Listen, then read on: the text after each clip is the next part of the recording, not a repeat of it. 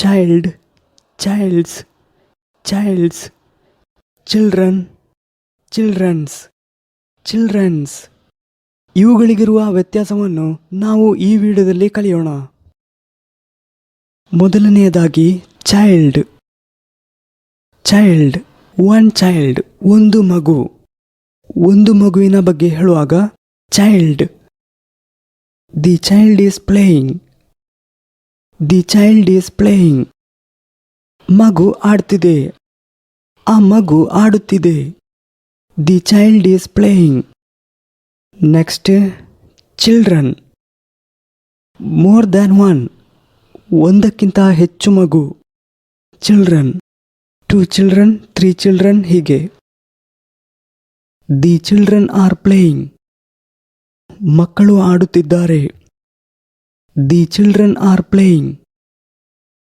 ಇನ್ನು ಯಾವುದೇ ಕಾರಣಕ್ಕೂ ಈ ರೀತಿಯಾಗಿ ಬರೆಯಲಾಗುವುದಿಲ್ಲ. ಚೈಲ್ಡ್ಸ್, ಚಿಲ್ಡ್ರನ್ಸ್, ಇದು ತಪ್ಪು. We don't write childs, childrens. ಇನ್ನು ಈ ರೀತಿಯ childs. Child apostrophe S. This is used to show possession. ಅವರದ್ದು, ಹೀಗೆ ಹೇಳಲು ಈ ರೀತಿ ಅಪಾಸ್ಟ್ರೋಫೆ ಎಸ್ ಅನ್ನು ಬಳಸ್ತೇವೆ.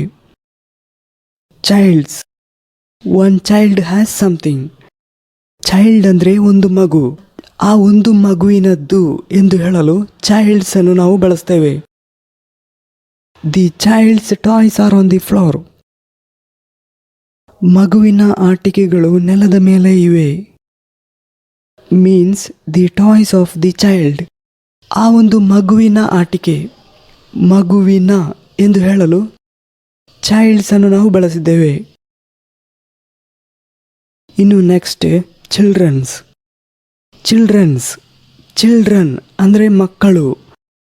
ಒಂದಕ್ಕಿಂತ ಹೆಚ್ಚು ಮಗು ಇದ್ರೆ ಮಕ್ಕಳು, ಚಿಲ್ಡ್ರನ್ಸ್. ಆ ಮಕ್ಕಳದ್ದು, ಮಕ್ಕಳದ್ದು ಎಂದು ಹೇಳಲು ಚಿಲ್ಡ್ರನ್ಸ್ ಅನ್ನು ನಾವು ಬಳಸ್ತೇವೆ.